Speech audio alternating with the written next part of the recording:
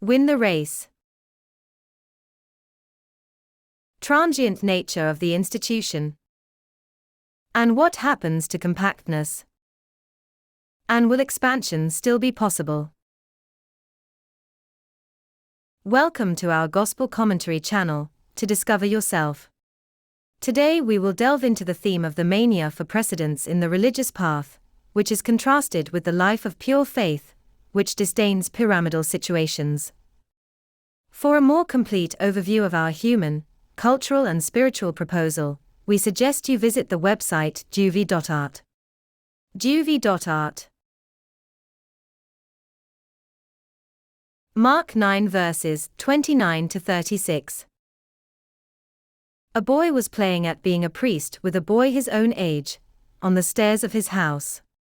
Everything was going well until his little friend, tired of being just an altar boy, climbed up to a higher step and began to preach.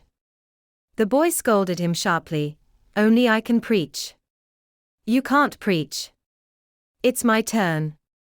You're ruining the game, you're bad." Attracted by the screams, the mother intervened and explained to the boy that out of duty of hospitality, he had to allow the other to preach. At this point the boy sulked for a moment, then brightening up, climbed up to the highest step and replied, "Okay, he can continue to preach, but I will play God." Bruno Ferrero. Since the time of Jesus, the mentality of precedence and supremacy was so deeply rooted that even in heaven it was said that hierarchies existed. But Son of Man already designates from the Old Testament the character of a sanctity that surpasses the ancient fiction of the rulers, who overlapped one another reciting the same script. But in the kingdom of the Son of God there must be no ranks. For this reason the plan of the most ambitious apostles does not coincide with his. Son of Man is the person according to a criterion of humanization. Not a beast that prevails, because it is stronger than the others. Compare the book of the prophet Daniel, chapter 7. Every man with a heart of flesh, not of beast, nor of stone spontaneously identifies himself with the Padian verses 36 to 37, a servant in the house, a shop boy. The term diminutive refers to a person who is always attentive to the needs of others, who makes himself available for the needs of life, even those of others. It refers precisely to the dimension of holiness that can be transmitted to anyone, creative like love, so all to be discovered. Jesus embraces a boy of 8 to 12 years old who at that time counted for nothing, in fact, a house valet, a shop assistant. It is the only identification that Jesus loves and wants to give us. If anyone wants to be first. Verse 35. The Master does not exclude our right to do something great, but he does not identify it with having power and appearance. Rather, it relies on our freedom to give, to reach down and to serve. A franchise entrusted first and foremost to the top of the class, verses 31 to 35. The Lord makes us reflect on authentic fulfillment. It is not an external conquest, but an intimate and personal one. It is thus able to sculpt our deep identity, in its richness of faces, and in the time of a journey.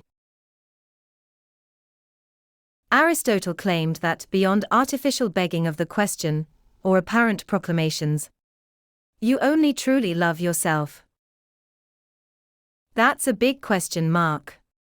Granted or not, the growth, promotion and blossoming of our qualities is placed within a wise way, a path even interrupted that knows how to allow itself the right rhythm, also to encounter new states of being. Genuine and mature love expands the boundaries of the ego that loves primacy, visibility and profit, including the you in the I. Itinerary and vector that then expands the capabilities and life.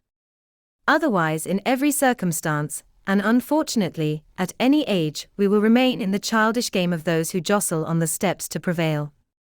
As Pope Francis said about the mafia phenomena, we need men and women of love, not of honor.